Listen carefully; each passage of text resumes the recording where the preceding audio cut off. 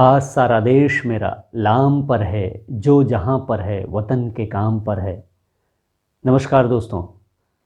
आज दोस्तों पूरी दुनिया में भयावह स्थिति उत्पन्न हो चुकी है कोविड-19 के कारण, और हमारे डॉक्टर्स, हमारे कोरोना योद्धा आज भी लोगों की जान बचाने में जुटे हुए हैं। हम आज इस वीडियो के माध्यम से उन्हें सैल्यूट करते हैं, उन्हें सलाम करते हैं। आइए दोस्तों, हम पढ़ाई की ओर बढ़ते हैं और हमारा टॉपिक चल रहा है हिंदी भाषा। हिंदी भाषा हमने कल जानकारी प्राप्त की थी। आज हिंदी भाषा के वर्ण विचार पर हम पढ़ाई करेंगे या जानेंगे वर्ण विचार क्या है। तो आइए स्क्रीन पर हिंदी भाषा हम पढ़ रहे हैं। जैसे कि आप जानते हैं, हिंदी भाषा हमारी मातृभाषा है और इसे जानना, समझना और सीखना हम सबका परम कर्तव्य है। आइए, हिंदी भाषा में आज का टॉपिक है वर्ण विचार। मैंने कल आपको बताया था हम 4 टॉपिक पर हिंदी भाषा के बारे में बात करेंगे या समझेंगे। तो ये 4 टॉपिक हमारे हिंदी भाषा के हैं। वो हैं वर्ण विचार, शब्द विचार, पद विचार और वाक्य विचार। तो आज पहला चरण है वर्ण विचार का। स्क्रीन की तरफ देखें। वर्ण विचार, ये वर्ण विचार में हमको जो टॉपिक शामिल करना है आज, वर्ण, वर्णमाला, वर्णों के भेद, स्वर और व्यंजन। वर्ण क्या है? किसी भी भाषा की, हम हिंदी पढ़ रहे हैं तो हिंदी भाषा की सबसे सूक्ष्मतम इकाई वर्ण है। और वर्ण वह स्वतंत्र व मूल ध्वनि है जो बिना किसी सहायता से उच्चारित किया जाता है। जी हाँ, यही है वर्ण। और इन्हीं वर्णों से बनता है हिंदी भाषा का संसार। फिर आता वर्णमाला। वर्णमाला जिस तरह से एक माला विभिन्न गुरियों, विभिन्न फूलों को मिलाकर तैयार की जाती है, उसी तरह से वर्णमाला वर्णों की माला होती है, अर्थात वर्णों का समूह होता है। इनमें कौन कौन से वर्ण होते हैं? ये 2 प्रकार के वर्ण होते हैं। एक होता है स्वर और एक होता है व्यंजन। स्वर और व्यंजन वर्णों को मिलाकर बनता है वर्णमाला। एक बात हमेशा से लोगों को प्रश्नगत रहा है कि आखिर कुल वर्ण कितने हैं। जी हाँ, आज हम देखेंगे कि आखिर कुल वर्ण कितने हैं। सबसे पहले हम स्वर देखते हैं। स्वर, स्वर में वर्ण देखिए, अ, आ, इ, ई, उ, ऊ, री, ए, ऐ, ओ, औ। मैंने वर्ण स्वर कहा है। हम अमूमन जब पढ़ते थे तो हम इसे अ अनार, आ आम, ई इमली, ई ईख इस तरह से पढ़ते थे, जो कि गलत है। हम केवल इन स्वर वर्णों से शब्दों का निर्माण बताते थे, लेकिन वास्तव में भाषा सीखी जाती है उच्चारण के साथ। अगर हम इसे उच्चारण के साथ कहेंगे तो ये भाषा हमें आसानी से समझ में आएगी और इनका उपयोग भी आसान हो जाएगा। यहाँ स्वर कितने हो गए? 1, 2, 3, 4, 5, 6, 7, 8, 9, 10, 11। आपको यहाँ स्वर कितने दिखाई दे रहे हैं? 11, 11। ये 11 स्वर हैं। अब व्यंजन। व्यंजन हमने ये पूरा लिखा हुआ है जिसमें स्वर भी शामिल है। अगर इन सब में हलंत लगा दें, जिसका उच्चारण मुश्किल है, यानी उच्चारण करना बड़ा ही मुश्किल हो जाएगा। जब तक में अ शामिल नहीं हो, यानी स्वर नहीं शामिल होगा, तब तक हम व्यंजन को उच्चारित नहीं कर सकते। जैसे आपने पढ़ा या जाना कि वर्ण मूल ध्वनियाँ होती हैं, अर्थात वो बिना किसी सहायता से स्वतंत्र रूप से बोली जाती हैं। उसी तरह से स्वर भी मौलिक वर्ण हैं जो स्वतंत्र होती हैं, बिना किसी सहायता से उच्चरित होती हैं।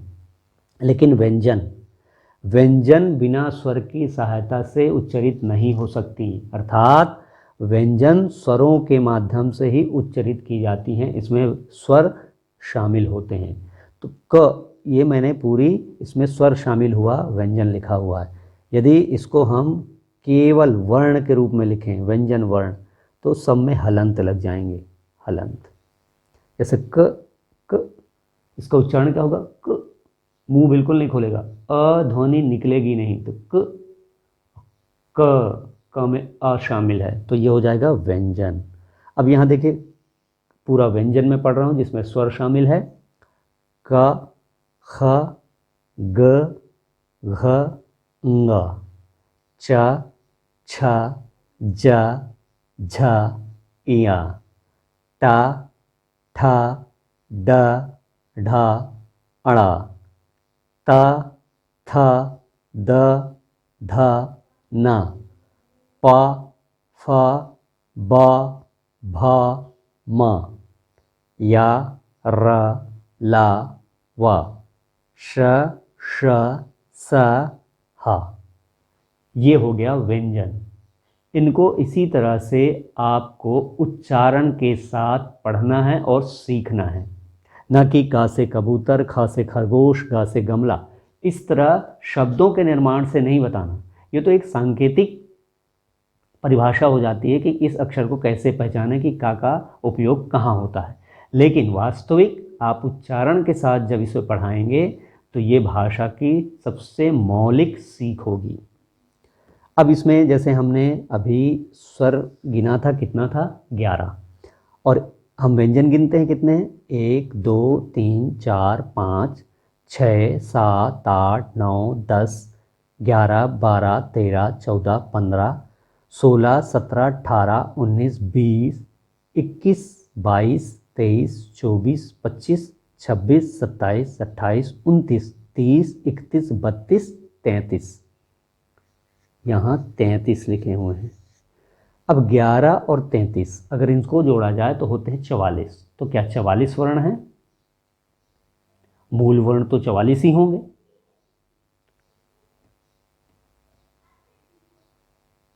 क्योंकि हम आगे और पढ़ते हैं, क्या इन्हीं को हम वर्णमाला में पूरे वर्ण मान लें? नहीं। आगे देखिए, 2 अनुस्वार, एक अनुस्वार एक विसर्ग, स्वर के साथ यहाँ 2 अक्षर या वर्ण शामिल नहीं किए गए हैं, जो हैं अंग, जिसको हम अंग पढ़ते हैं, और एक होता है आहा। वास्तव में ये अंग, अंग में जो बिंदु लगी है वो है अनुस्वार, और आहा में 2 बिंदुआं जो लगी हैं, उसके बाद जो 2 बिंदु हैं इन्हें विसर्ग कहते हैं। तो इनको भी इसमें शामिल कर लिया जाता है। तो हमारे पास स्वरों की संख्या हो गई 13, ठीक, और ये 33 थे। अब इसी तरह से व्यंजन में देखिए, हमने ड पढ़ा था, ड, टवर्ग में ड पढ़ा था। ड में नीचे एक बिंदु लगा दें तो ण, ये ण की तरह ही उच्चारण होता है, ण। और इसी तरह ढ में नीचे तो अण, अण, अढ़ा, ये 2 और हो गए, और एक श, ये श और र, यानी जो श था और उसके साथ र जोड़ दें तो श्र, तो 3 ये और वर्ण हो गए हमारे पास। अब क्ष, त्र, ज्ञ, ये संयुक्त व्यंजन या संयुक्त वर्ण हैं। ये 2-2 व्यंजन या 2-2 वर्णों के मेल से बने हुए हैं, जिनको हम आगे बताएंगे आपको। तो 3 और हो गए। अब हमारे पास 11, 33, 44 और 2 स्वर, 2 स्वर, 3 ये और वर्ण व्यंजन में शामिल हुए, और संयुक्त व्यंजन 3। कुल कितने हो गए? 4, 6, 6 से 12 और ये 52। अब ये स्पष्ट हो गया कि हमारे वर्णमाला में, जो हिंदी भाषा की वर्णमाला है, उसमें कुल 52 वर्ण हैं। जी हाँ, 52 वर्ण लेखन में और उच्चारण दोनों में कुल 52 वर्ण हैं। लेकिन मूलतः जिसको हम मौलिक कहेंगे वो 11 स्वर और 33 व्यंजन, कुल 44 कहलाएंगे। लेकिन अगर आता है हिंदी भाषा में कुल वर्णों की संख्या 52, जिसमें स्वर की संख्या 13 और व्यंजन, उसके बाद आप व्यंजन जितने भी इसमें आपके 3 3 6 और ये 39, कुल 39 व्यंजन और 13 स्वर, इस तरह से 52 वर्ण हो जाते हैं। और अगर हम उच्चारण करें तो इस उच्चारण में अंग, आहा कहीं ना कहीं पहले से शामिल है, वहाँ से आया ना, अंग, आहा, अढ़ा, अढ़ा, श्रा, ये क्या है 5। ये 5 अतिरिक्त हम ध्वनियाँ निकाल रहे हैं, यानी इनमें शामिल स्वर और व्यंजनों के साथ मिलाकर। तो अगर इनको हम घटा दें, 52 में 5 घटा दें तो बचा क्या 47। तो मूल उच्चारण 47 वर्णों का होता है, लेकिन कुल वर्ण 52 है। मानक रूप से भी 52 वर्णों को ही शामिल किया गया है। अब यहाँ अनुस्वार और अनुनासिक, अनुस्वार और अनुनासिक, इसको समझना बहुत ही आवश्यक है। देखिए, हमारे पास एक है बिंदु अंग, अंग की बिंदु है। अब इसमें देखिए अंग, अब ये अंग अनुस्वार एक ही तरह के उच्चारण नहीं होते, इनके भिन्न भिन्न उच्चारण होते हैं। कब? इनके शब्दों के निर्माण में। जब हम इनका शब्द निर्माण करते हैं, अगर वो जिस पर अंग की मात्रा लगी है उसके बाद का अक्षर या वर्ण कवर्ग से है, तो उसका उच्चारण अंगा के रूप में होगा। जैसे पंख, जैसे हमने लिखा यहाँ पंख, देखिए पंख अंक में लगा है लेकिन खा, अगला अक्षर क्या है? पंख। जैसे पंख, अंक के बाद खा, खा का कवर्ग का, कवर्ग का जो अंतिम वर्ण है यह अंगा। तो इसका जो उच्चारण हम करते हैं पंख, इस तरह से करते हैं। ये अनुस्वार का उच्चारण यहाँ बदल जाता है। इसी तरह से चवर्ग, चवर्ग का अक्षर वर्ण लगा हो तो इया का होता है। जैसे देखिए पंच, इसी में हम अगर पंच कहें तो पंच में इया, आधा इया, इस तरह से पंच, ये अनुस्वार का उच्चारण यहाँ बदल जाता है। अब यदि टवर्ग में से हो, यानी जैसे हम लेते हैं कंठ, कंठ लेते हैं तो यहाँ अड़ा, उसका अंतिम अक्षर क्या है? अड़ा। तो ये कंठ का उच्चारण अनुस्वार में इस तरह होगा। अब इसमें से हो गया अगर, जैसे हम लेते हैं दंत, दंत, तो यहाँ अंतिम ता ना अक्षर से है तो दंत, ये हो गया। अब इसमें अगर हम लेते हैं पा, फा, बा, भा, मा, इन वर्णों का अगर इस्तेमाल होता है तब हम यहाँ कैसे करेंगे? जैसे